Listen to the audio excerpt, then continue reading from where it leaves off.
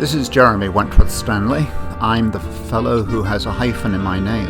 The hyphen is silent, but I am anything but that. Respectonomics is bringing you Living Attentively, and we are sharing some ideas this morning concerning a word that you don't hear very often. You may never have heard of it, actually. It's called Ubiety. My name is Jeremy Wentworth-Stanley. I am your voice of Respectonomics. And Living Attentively is divided into two broad categories, the business category and the personal or the life category. And this is the personal life category that we're going to be addressing. And we recognize that people will have different opinions, and we relish those opinions. We can be contacted, and we would love to hear your comments. Jeremy@respectonomics.com. Jeremy@respectonomics.com. And what we're going to be talking about today, I am your voice of Respectonomics. I'm your year of Respectonomics, meaning I want to hear from you. But our organization is primarily interested in the elevation, the dignifying of the human being. That means you. And the one we're talking about today is this extraordinary word, ubiety. You don't hear it very often. You can hear the word ubiquity, and even that sounds like a bit of a mouthful, but let's have a look at both of these words. Ubiquity means everywhere. It's from the Latin, ubi, where, and it means wherever. And we talk about something that's ubiquitous. It's to be found everywhere. You can say that coffee is ubiquitous. You'll find it everywhere. Ubiety is also from the Latin root, ubi, meaning where, but it has a different application altogether. And it is to do with the fact that something is in place for a reason. It's an old word. It actually goes back to the 1600s, but it has been now adopted and hijacked, if you will, by the architectural discipline. And they talk about the ubiety of a building. And the ubiety of a building can be looked at this way. If you saw a car wash, you would say the ubiety of that building is to wash cars. It's got all of the waterworks and the tracks and the lights and all the things you need to run a car wash. You would then go to a dentist's office and you would say, well, the ubiety of this office is to be suitable for offering dentistry services. It's got the right seats, the right lighting, the right doors, windows, all the things you need to run a dentist's office. Then you might look at another building. You could look at a condominium and you would say, well, the ubiety of that building is for people to live in. And ubiety is a great way of looking at actually anything. You can look at a car, you can look at a chair, you can look at a tree, you can look at nature, but at each and every one you can consider, excuse me, you can consider its ubiety.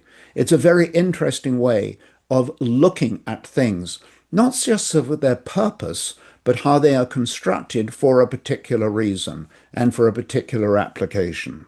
You look at your computer and talk about its ubiety, whether it's the keyboard or the screen or the memory business. Whatever it is you're looking at, ubiety is a great way of looking at a way in which something is constructed and how it works. But there's another ubiety that doesn't get very much recognition. And I'm not going to say throwing down the gauntlet, that sounds a bit aggressive, but I am going to say this. There is another ubiety, a ubiety that is the treasure of treasures, and that is the ubiety of the human being. What is the ubiety of the human being?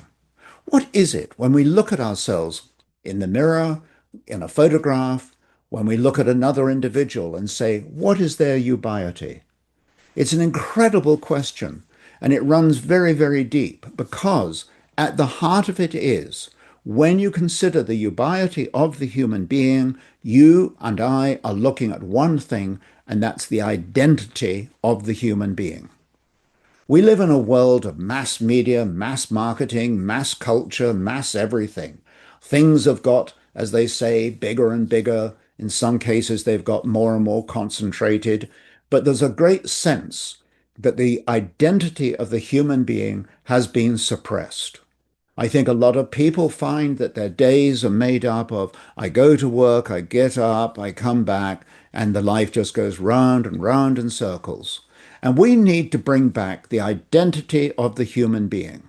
The identity of the human being is one of the most remarkable, indivisible strengths that we have. No other living being matches the human being.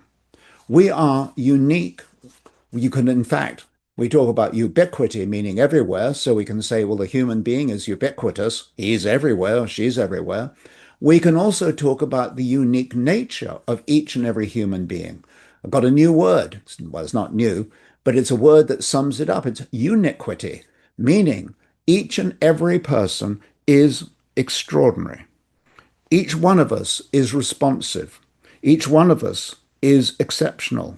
Each one of us has identity. Each one of us has purpose. Each one of us is constructed differently. Each one of us is educated. When you add all these differences up, to the extent that they are different, but they're the same for every human being, we have this identity that absolutely needs to be able to shine and to be brought forth. So when we ask, what is the ubiety of the human being? We are basically unwrapping and allowing to come to the table the full strength, the full color, the panoramic sense of the individual human being. So many things today suppress this ubiety. They suppress it, excuse me, through the mass marketing. They do it through, this is the way it is. Government regulation that says, this is what you shall do. Government debt that puts us in a position of we have to work in order to pay the taxes in order to keep things going. So much of what we do is almost an abrogation. It's a denial of the individual human being.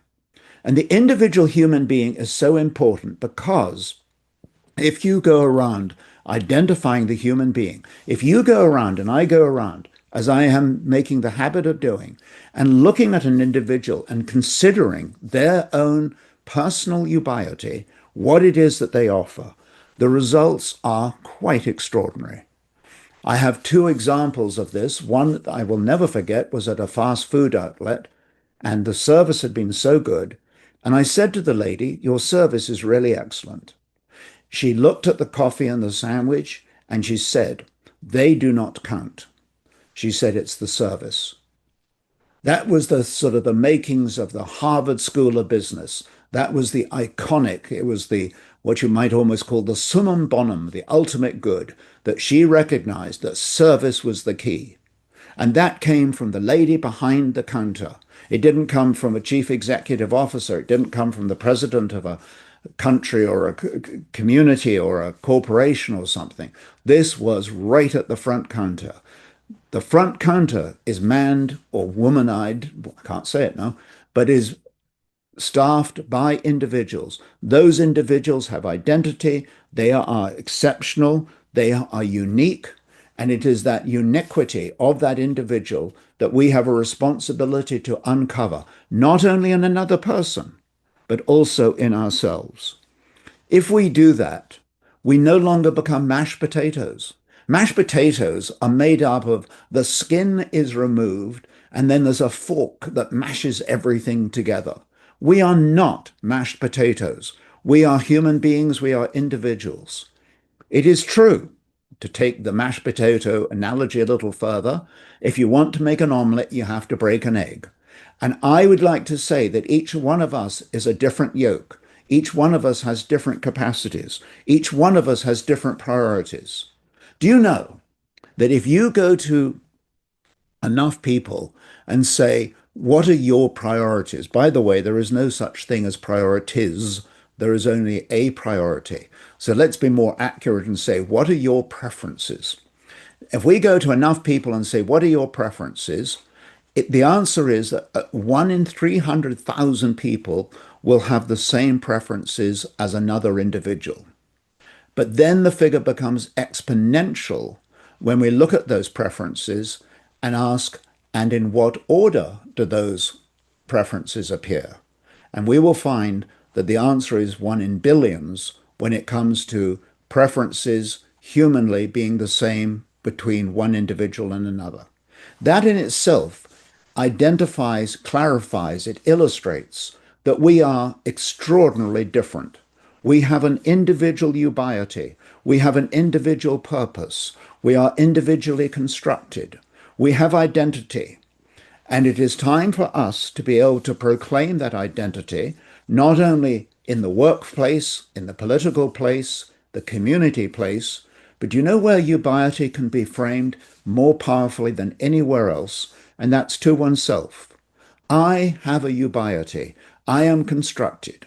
Whether it's my voice, whether it's my brain, whether it's my affection for my family, whether it's my faith, whatever it may be, that is my ubiety. And if I have my ubiety, I am laying down the law and saying, each of us has their own ubiety. Yours is yours, mine is mine. And we will always enjoy each other's company when we recognize the usefulness, the productivity, the compassion, and the kindness that comes with one person's ubiety when it engages with another. I think this is an area that we can discuss in presentations, workshops, speeches, gatherings of any kind. And if you would like us to come and do that, it's jeremy@respectonomics.com. By all means, let us have your opinions, but also let us know if you would like us to come forward with this kind of presentation and material. In the meantime, this is Jeremy Wentworth-Stanley, and I rest my case.